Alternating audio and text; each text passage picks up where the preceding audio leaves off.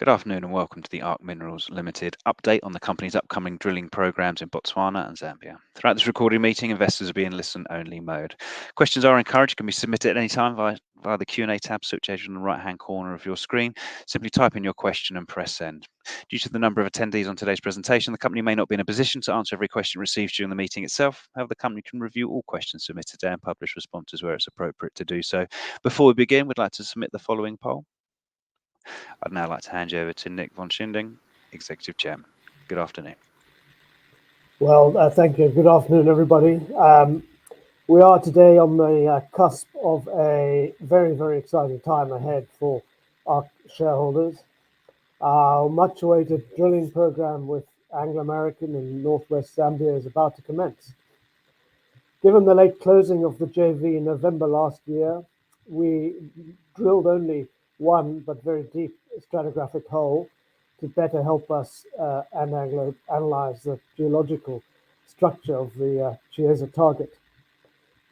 Drilling is expected to start once a little bit of further ancillary work has been completed, and then we should have a clean run of at least 6 months through to circa December. The Anglo team is hugely excited, as are we. Why do I say this? Because the early analysis confirms Chiesa to be a very, very interesting target with evidence of many traps, which Vasily, who's with me, will elaborate on shortly. The rains came reasonably early, and while large swathes of Zambia experienced drought-like conditions, the northwest did have heavy rainfall throughout from December through to April. However, the good news is conditions have dried up. Vasily and the Anglo team were up there last week, and it's all systems go. The camp is now set up, and associated areas are getting drill ready. So a very, very exciting time. I know many of you will ask how many rigs, what is the timeline, how long for assays, etc. Look, this is information you will appreciate I can't yet elaborate on. We're in the hands of our partners, but I can assure you that should, I hope when, we hit intersections of interest, the ability to expand on the number of rigs. That I can assure you that I hope that when we do hit intersections of interest, we absolutely have the ability to expand on the number of rigs that we can get, and we've already taken steps with the contractor to ensure that we have quick access to further rigs. So that's a given. The assay results turnaround, as many of you know, take a minimum of 6 to 8 weeks. As we get them, we will naturally update you and the market. But please bear in mind that starting the drilling doesn't mean getting results overnight. So I can't give you any targets and timings. As we get started, you can probably just as well work out broadly the sort of results timelines in terms of when we get these results back from the labs. I can assure you, and please remember this, that you and we and Anglo are just as keen as anybody to get these results back. So there's everything to play for here, and as and when we get these results, we will disclose them, obviously. Turning to Botswana, we are almost drill ready with tenders for drillers having gone out. The last pieces of the survey will be completed next week, and we'll get going with our drilling soon after that. I appreciate these last few months have been a long wait over the rainy season. We haven't been helped either from a market perspective by a seller of our shares in a very weak market, but we are now in the best possible position. One of the most exciting JVs is about to start drilling.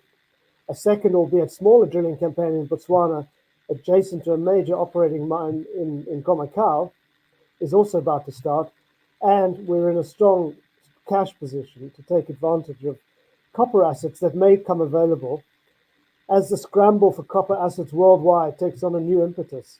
And you only have to look at the price of copper and the firing gun in terms of M&A in the copper mining sector that no doubt you're all aware of. I'm happy to take questions later on this, and I know that there have been a few questions submitted, but ultimately it's all extremely good news for copper and therefore for ARC as well. So, ladies and gentlemen, we're now at one of the most exciting junctures, certainly since I've been involved with ARC, with a major drilling program with one of the most respected and largest majors involved and driving this with us. So I look forward to a very, very exciting future ahead. As I said at the outset, Vasily Karelis, our Chief Operating Officer, is here with me, and I'm going to ask him just to say a few introductory words before we take a few questions.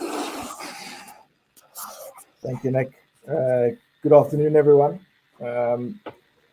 In Zambia, leading up to the signing of the joint venture last year with Anglo, they were already active on the ground, carrying out geological mapping and ground-based geophysics, assisted by satellite imagery to structurally domain and geochemically characterize the areas in the license that they were looking at so as to identify mineral system elements on a basin-wide scale.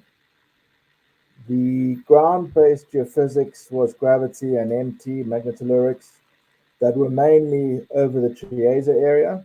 And once the joint venture was signed, as we all know, Anglo commenced with the joint venture's first diamond drill hole that went down just short of a kilometer, 930 meters.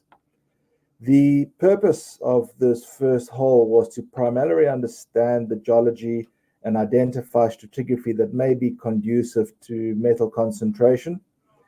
Additionally, the importance of drilling these deep holes is to validate the geological interpretations and also to refine the exploration strategies.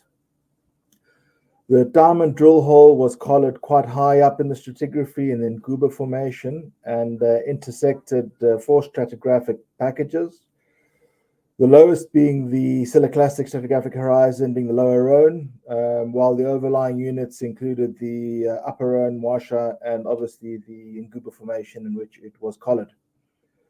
Drill core from this hole displayed evidence of metasomatism, with the intensity increasing with depth, and more importantly, provided evidence of fluid flow within this part of the basin where the hole was being drilled. Initial indications from this hole, and that's just the first hole that they've drilled, are that the area is not only prospective for copper, but also for nickel, which, to be fair, is probably not unexpected, given that on the other side of the dome, First Quantum are mining copper and nickel at present from their Sentinel and Enterprise mines, respectively. In addition to preparations at Chiesa, there was work carried out at Muswema, including a similar sort of approach with ground gravity surveys, ground MT surveys, geological and structural mapping, sampling, etc. Although this work was initiated, a lot of this pre-drilling work remained unfinished at year-end and will now recommence when the team gets to site in preparation for this year's drilling at that target. There will be, Anglo will continue with this systematic approach of mapping, geophysical surveys, sampling this year across the rest of the license area, so that additional areas can be prioritized for drilling and testing. At Botswana, through our subsidiary company, we have to date completed soil sampling programs as well as a scout drill hole program, which entailed 12 RAB holes, 4 RC holes, and 2 diamond drill holes, which were primarily drilled to confirm the lithology, structure, and potential mineralization below the underlying Kalahari sand cover. The scout drill program confirmed the presence of the interpreted Dakar and Ngwako-Pan formations that stretch for circa 5 kilometers across the license, effectively linking Khomakau's existing Zone 9 deposit to their recent Moana discovery that are located on either side of our license boundary. It is at or close to the contact between these two formations, the Dakar and the Ngwako-Pan, where one typically finds economic grades of copper mineralization in the KCD, in the Kalahari Copper Belt. So to assist in refining the drill locations, we commenced with a ground-based IP survey this year. That initially started off with a 35 kilometer or 30 to 35 kilometer bush and shrub clearance exercise, along which the geophysical survey lines would be run. And the reason we've decided to go down this road of the IP survey is, as I mentioned earlier, we've got between 20 to 30 meters of Kalahari sand cover that's basically masking the underlying geology. This survey is almost now complete, and we expect to be testing the targets generated by the survey with a first phase RC drill program that should commence towards the end of this month. I think I'll hand over back to Nick now, and if there are any other queries related to the program, we'll be happy to answer them. All right, thanks, Vasily. So yeah, look, we've had numerous questions, and I'll run through them. Some of them are naturally repeated. So what are the key milestones over the next few months? I think, Botswana is probably first off in terms of news flow. As I say, we're agreeing the sort of final terms now with a number of drilling companies, so we'll make a decision on that, and then in the next few weeks we'll start drilling. So that's really the first milestone, and then obviously we get the results back from those. We will clearly keep you very closely updated in terms of the drill plan as and when we get them from Anglo. But again, drilling is imminent over the next few weeks. They do have to complete some ancillary work, which Vasily's touched on, and that all is entirely sensible, because after all, they and we are keen to, once we deploy the rigs, to be drilling in the right area with the right sufficient data and as much information as we can gather ahead of that. So be patient. It is about to kick off. And then obviously in due course later in the summer, we'll be getting the first results from that drill program that in northwest Zambia. So that a lot of milestones to look forward to. It's all about to get started. Another question here: has Anglo shared, or do they plan to share the drill plan with ARC? When can we expect this to be shared? I think I've covered that. I sit on the board of the JV. Vasily sits on the technical committee of the JV. We're both very, very involved with Anglo and the team. So we will update on that as and when. Still on the project in Zambia, how big do you think the copper find could be? Are there any predictions? Look, I mean, I can't answer that for obvious reasons. We don't know, but if you look at the sort of surrounding operating mines around us, they certainly could be very big indeed. Could you explain the Zambian licenses and the large-scale mining licenses? Look, these are large-scale mining licenses applications. Clearly there is a process involved in getting the final mining licenses awarded, and this involves not least doing an environmental impact assessment, a mine plan, defining a resource, and so on. So that all follows, but obviously the drilling is the most important next step for us. So, but we're very pleased with the outcome from a cadastre perspective and where we are with our licenses. So that's excellent. Vasily, there's one here. Do Anglo have any plans to prepare the ground further to enable drilling to continue into the next rainy season? Well, we'll see, I guess, and that'll be dependent on the results of the program that they're doing. I mean, I do know that they are covering a significant chunk of the license this year with that systematic survey. And if they do happen to make that get that discovery hole this year, then for sure, I'm sure they'll do their utmost best to see if they could drill throughout the year. And Botswana might be. Botswana will be easier. It's closer to the main road. You don't have as much forest to go through to access it. So theoretically, one could actually drill from Botswana earlier on. Be easier to do than Chiesa at the moment. All right. Next question here. Why did the company not raise between 3 and 4p? And do you agree this process was mismanaged? Look, let me say a few words on this, because obviously it's an area that has garnered understandably a lot of noise and feedback.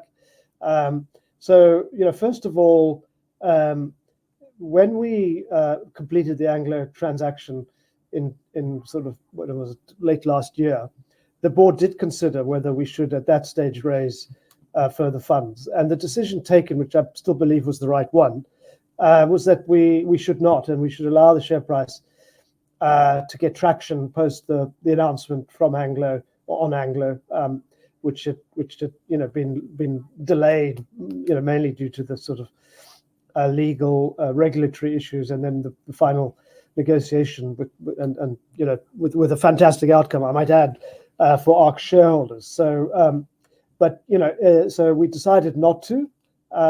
In hindsight, had I known everything that was about to unfold in terms of this very large institution that then began to offload a significant amount of their stake in a very undisciplined manner, of course we would have raised at 3 or 4p. That is clear. But life doesn't work like that. Secondly, I have a duty, and the board has a duty, to ensure that your company is able to survive in any situation that might be thrown at us. And part of that is to ensure that we are properly capitalized in terms of our cash resources. And we look at the downside scenarios as well. I mean, if our joint venture partner walks away after the first month, yes, we have some cash flow up front, but what happens for the next few years? And so, and in fact, one shareholder emailed me the other day in relation to the sort of, the latest offer or bid by BHP for Anglo American. What happens if, all of this results in the project being abandoned? It's precisely for that reason that we do need to be properly cashed up to cover us for any eventuality, and so I have no qualms about ensuring that we are properly financed, and we are. So that is the background. It also, of course, gives us, most importantly, the ability to look at other acquisitions in the copper area. This is, as I said at the outset, a scramble for assets. This almost is like the sort of gold rush equivalent, in California at the turn of the century or whenever. And but Zambia is absolutely on the highest priority target list for numerous major mining companies. So we are looking at opportunities there. We also are being, as you probably know me over the years, we are being very disciplined, and we did look at a very exciting opportunity, but we were essentially outbid, and we're not going to play that game. But we think some assets might come back, so watch this space. But we're going to be very disciplined on that in terms of our strategy. And of course, I would have liked to have included more shareholders, retail shareholders, and I know that's a contentious point, and something I have raised with our brokers. But we were restricted in terms of the structure of this raise. But again, we have raised a significant amount of money, and it helps you sleep easier. We are very well capitalized, and assuming the Anglo JV continues right through to the final terms, and the 8 million bullet payment, this does see us through for a very extensive period now, and that's great news. Just another question here. The company communications have been extremely poor. You need to do a lot better. Look, I don't disagree. You know, the drillings, or the commencement of the drilling has taken longer than expected. You know, we have had excessively wet conditions up in the northwest, which I'm glad to say have now dissipated. And Vasily was up there, and he can comment in a sec.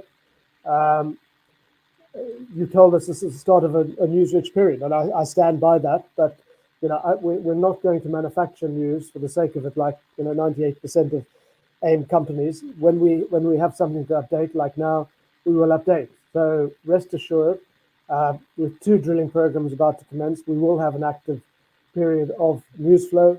As I say at the outset, the assay results do take time, so please bear that in mind before sending us reams and reams of emails.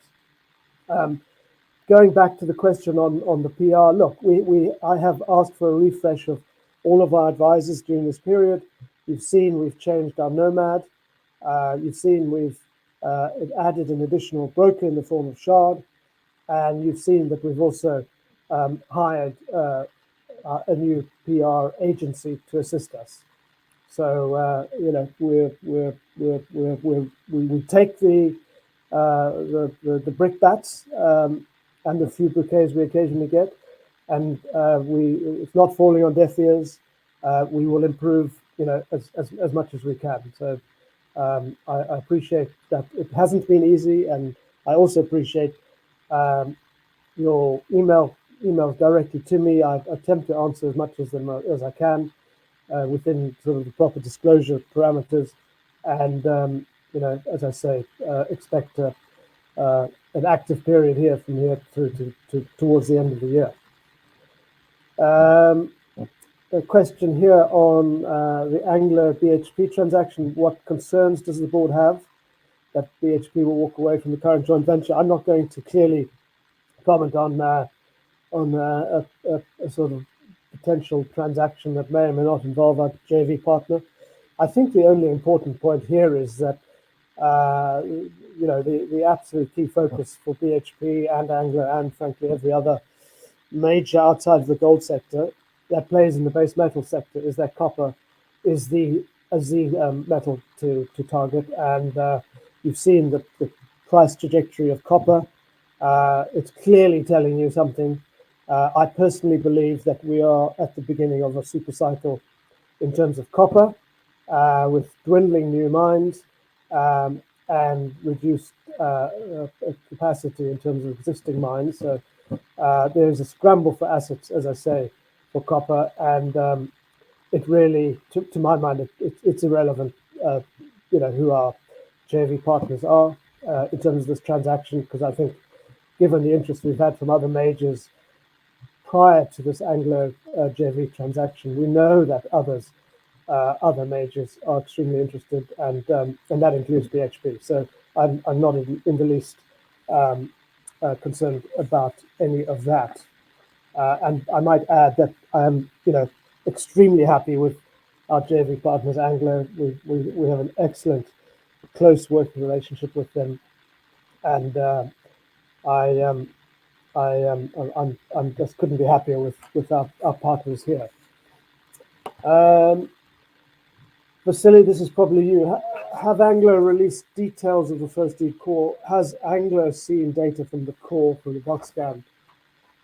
I think you might have covered that. I mean, as I said, I mean, they're following quite a systematic approach, and they're using that. They're sampling everything. They're doing the geophysical surveys. They're doing the gravity surveys, all ground based.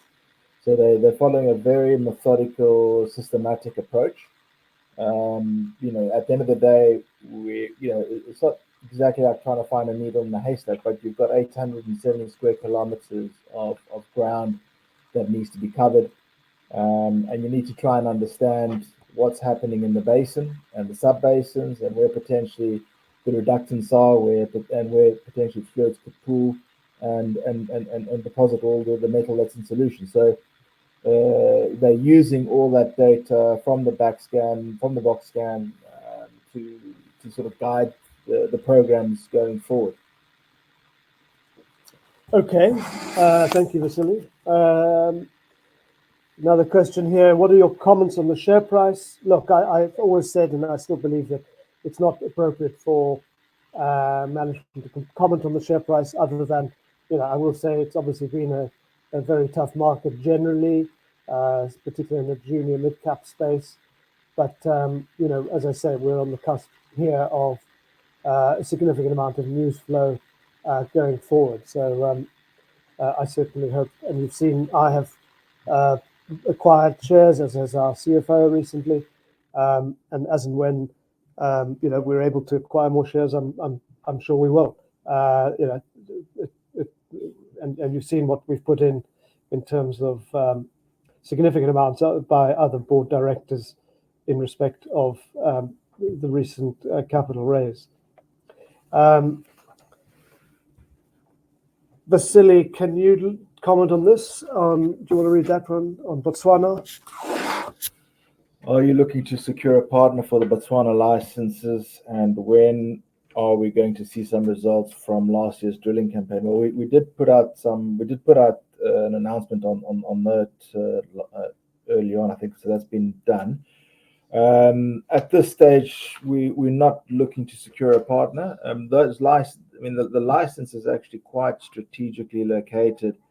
For those who are not aware, the Khomaga mining, which encompasses, basically our license set amongst their package of licenses, has recently been acquired by MMG for $1.9 billion.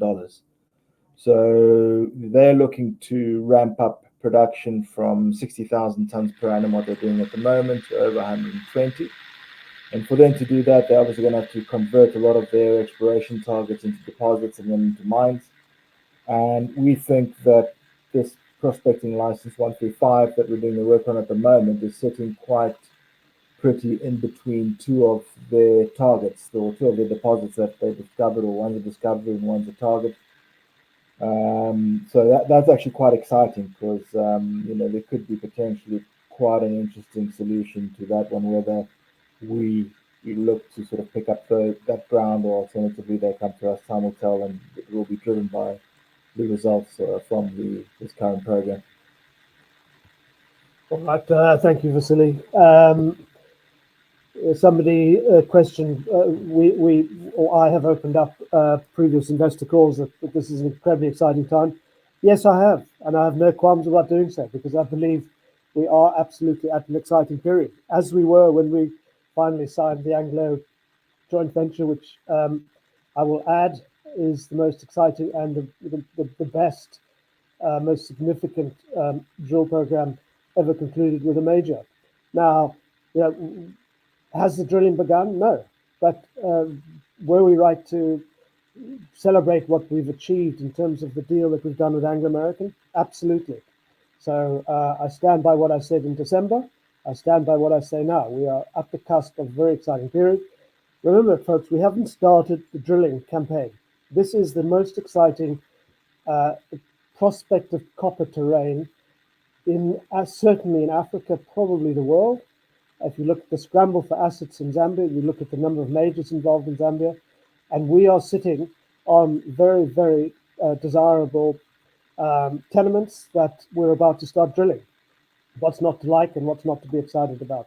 So everything to play for, and I can assure you, your team here is extremely positive and excited by what we're about to start. So watch this space. So the other question was, we've got just on the ticker here, is why didn't we mention our joint venture partners by name in the press release? This is really technical. We do require approval by our partners Anglo on whenever we do mention Anglo in any sort of meaningful way, and we simply weren't able to get that approval in time, and so that's the reason. There's no other there's no other reason than that. Okay, there's another question here. Can you comment on why you chose to use RC drilling instead of diamond core drilling at Botswana? And what is the advantage of this approach for the current drill program? The main reason is the speed. The 2,000 meter drill program will be able to knock that out in a month. We did do a small diamond drill hole program last year, or the first scout drill program had some diamond drilling in, so we're fairly happy that the geology is right. And so now with RC drilling, it's cheaper, it's faster, and we'll be able to get results back a lot quicker. At this stage, at the stage which the project's development is, we feel that's the appropriate approach to sort of get some information from the project. All right. Thank you, Vasily. A question on the asset that we disposed of in the DRC, Masisi. As you know, there are two parts to this. One is the Avanti stake that we are due, which is a listed company in Canada. They are still busy finalizing their fundraise. I can't say really more than that, but we're assured that discussions are ongoing. As you probably all know, the DRC is not the easiest jurisdiction in the world, so it doesn't surprise me that they've taken longer than we had hoped to raise this money. And obviously some of the other stake that we took was the shares in Tingo. We did our DD as much as we could. It was a listed company.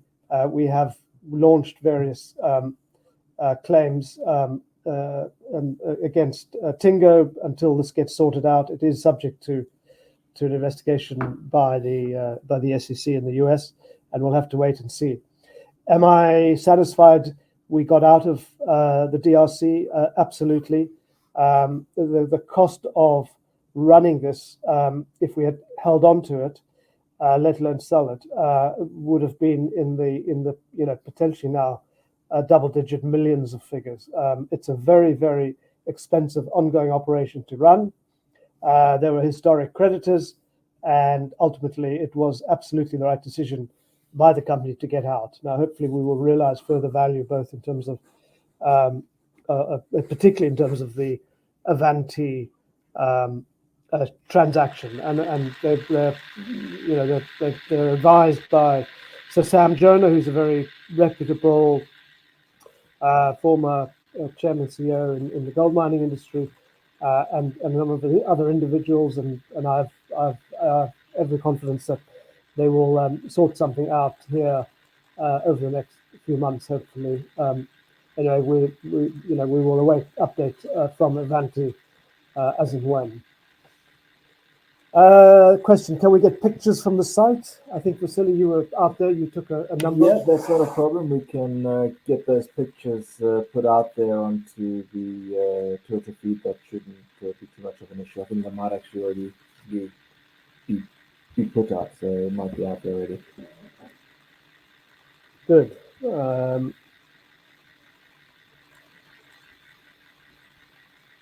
I think that probably covers all of the key questions. In terms of the targets, I think we've touched on this. I mean, yes, there are going to be 2 targets being drilled over the next few months, and Vasily's touched on it. That's both Chieza and Muswema. And as we get into the drill season, we will obviously give you more detail on that.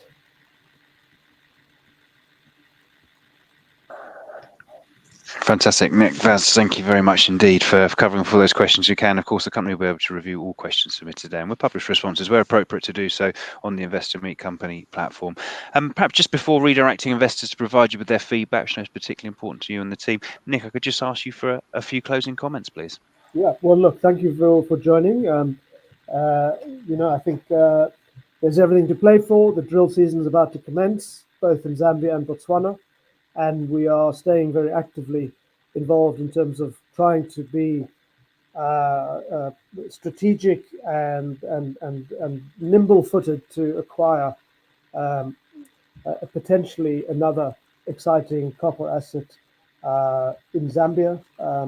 But we remain active there, and we hope to report something back over the next few weeks and months. But we're going to be very disciplined in that. But rest assured, we're very active. We're looking at all kinds of potential opportunities. So with that, very happy to end this call, and very happy as well to respond to any further updates, email questions that you guys might have. Thank you very much, and good afternoon. Fantastic. Thank you very much indeed, Nick Vass, for updating investors today. Can I please ask investors not to close the session, as you'll be automatically redirected to provide your feedback in order the team can better understand your views and expectations. This will only take a few moments to complete, and I know it'll be greatly valued by the company. On behalf of the management team of Arc Minerals Limited, we'd like to thank you for attending today's presentation. That concludes today's session, and good afternoon to you all.